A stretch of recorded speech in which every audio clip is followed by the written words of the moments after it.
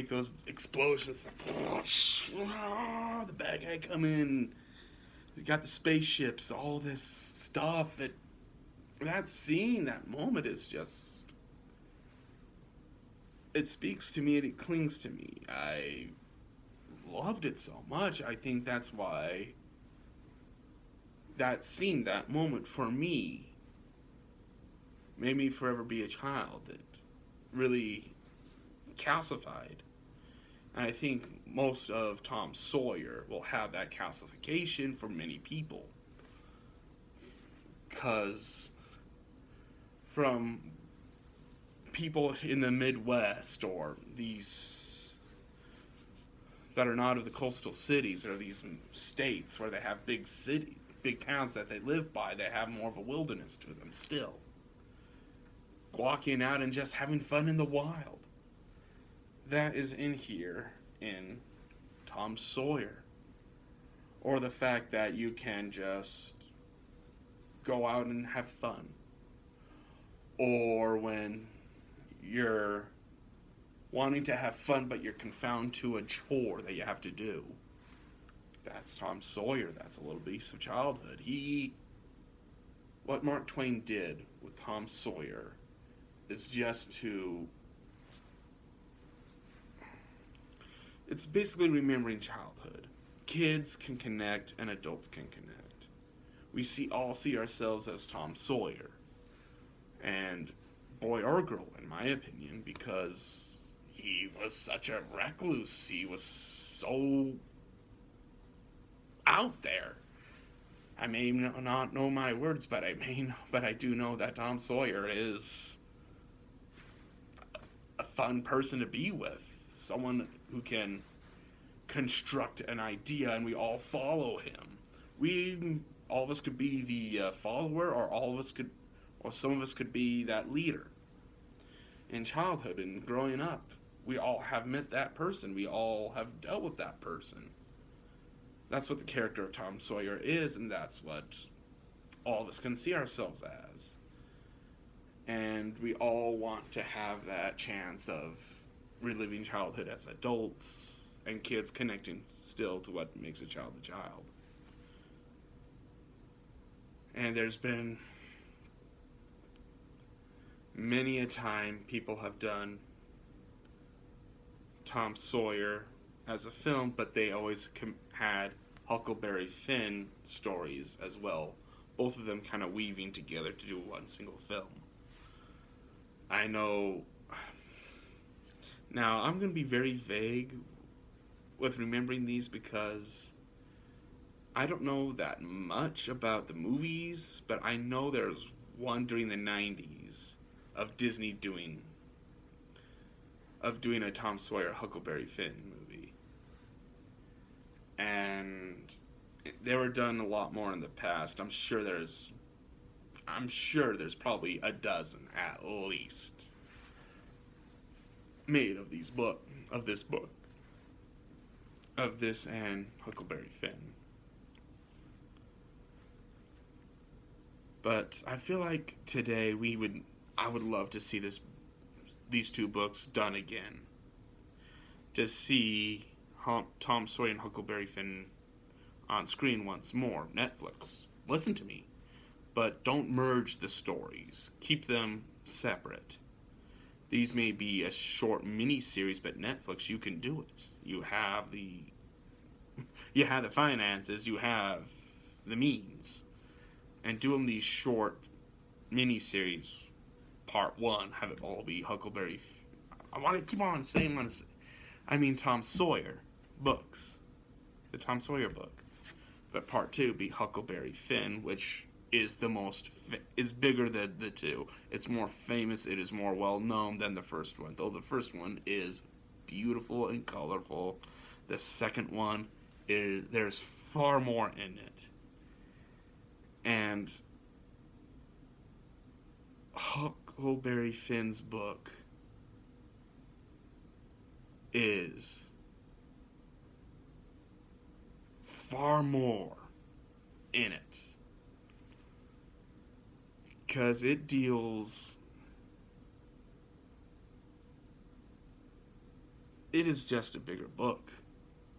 Because Huckleberry Finn, at the end of Tom Sawyer, both of them Tom Sawyer and the girlfriend that he kind of warms up to, at the end of the book, they get lost in a cave. And Tom Sawyer, while lost in the cave, trying to find a way out, and before he does, he finds all this money, all this gold in the cave. And the villain, Injun Joe, who framed a man for murder, Injun Joe is running away because the boy, Tom Sawyer, owned up and told the truth and defended the guy that was going to die for murder. So Injun Joe is scared. He's gone. He's disappeared. But he's come back once more to do something. But Huckleberry stumbles into the cave, into his wealth, and he goes, I'm going to remember that. And ever since Huckleberry was lost, I mean, not Huckleberry, Tom Sawyer,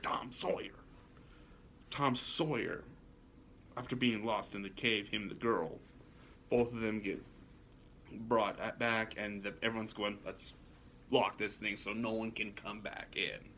Well, when they did that, they locked Injun Joe in, and Injun Joe dies. So with that money untouched, Tom Sawyer, Huckleberry Finn both claim it. And it's like $6,000 for one boy each. So it's like $12,000 during that time period. Ka-ching! Those boys don't have to worry about their future. They are set for life. And they're going to be living the high life, boy. And by living the high life, I mean, Huckleberry Finn, I'm Tom Sawyer. And you know what? What, you think with all this money, you don't think I'm going to go out and be me, a highwayman? Because I'm going to go, and we're going to go and make ourselves a gang. And we're going to go robbing and stealing and thieving. You want to join me, Huckleberry? Sure I do, Tom Sawyer. And that is how Tom Sawyer's book ends, and Huckleberry's kind of begins. Huckleberry is now living this, he's being adopted almost by this wealthy widow. And there's this strain between him and her, because this is Huckleberry Finn. He loves living in hogsheads and just living this free and easy life. He is more of an independent person than you'll ever know. And you have the wealthy widow, trying to rein him in and be a more child of society. And when that happens, things get more out of place. He feels more out of place, but pretty soon he's adopting it. He's feeling more comfortable. He's going to school. He's learning how to read. Things are going good. And that's when crap happens. Because crap is his dad. The man, the low account, no good drunkard. Estranged from Huckleberry Finn, means nothing to Huckleberry. Comes back because of one thing. Boy, I hear you came upon a wealth. $6,000. And you know what, boy? I'm trying to whoop you back into what you were. Ain't no boy bigger than his father. And the fact that you know how to read, you know how to write, you think you're better than me? Well, you're going to stop going to that school. You're going to stop going to that old lady. I am your king, and you are mine. That money is mine. And that is the beginning of Huckleberry Finn. That sounds bigger. It's darker. I mean, you have that being your father, and you have that abusing you. Oh, there's parts of that book that, honestly, if you have the right filming, if you have the right lighting, can be nightmare fuel. Yes, when the dad kidnaps Huckleberry Finn and puts him into this cabin in the middle of nowhere so that he can have control of Huckleberry Finn. and that through the ends, him being Huckleberry's father, he can have access to that $6,000. He got drunk so bad that he went AWOL in that cabin with him and Huckleberry at night. And he's trying to hunt Huckleberry down. And again, you're going, this, with the right lighting, with the right mood, this could be terrifying nightmare fuel. But the way how Mark Twain writes it, it's almost a scary scene, a scary moment, but he doesn't dwell so much hard on the dark side of it. And you can't help but go, wow, Twain, you went Ledger almost on that. Heath Ledger, Joker, kinda felt like that. It could have, but he held the tone back a bit. He was still able to do it. And after that day, you're no doubt Huckleberry's going, I'm out. Dad and that old lady, witch widow, I don't care. I'm going to go live free and easy. I'm going to go down on that Mississippi. I'm going to get me a raft or something. And I'm going to say, peace to all of you. I am gone. And he leaves.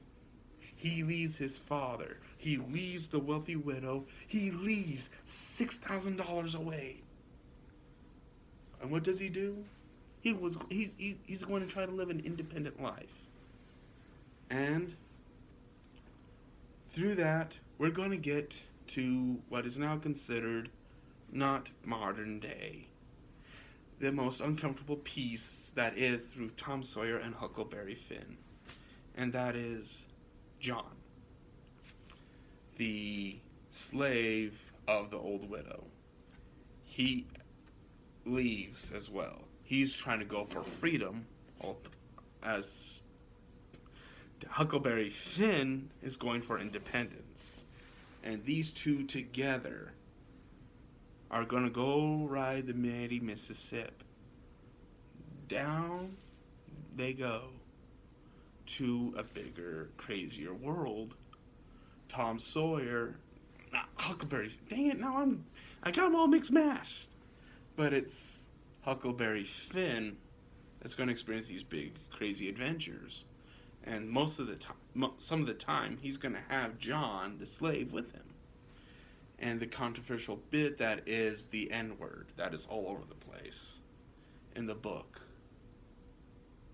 They talk about, they put their placement there. There's these superstitions rich in the South. And those two are just as filthy rich with those superstitions as well. And as we go through this adventure, we're going to see a whole lot more. And I know there was an interruption between the movie before, the bit before this, which was part 8, and this is now technically part 9. I had laundry that I had to do. The phone beeped, and so I had to go do that and come down. Whew. These are big books. They're lore, their story, and I'm still going to talk more about Huckleberry Finn. But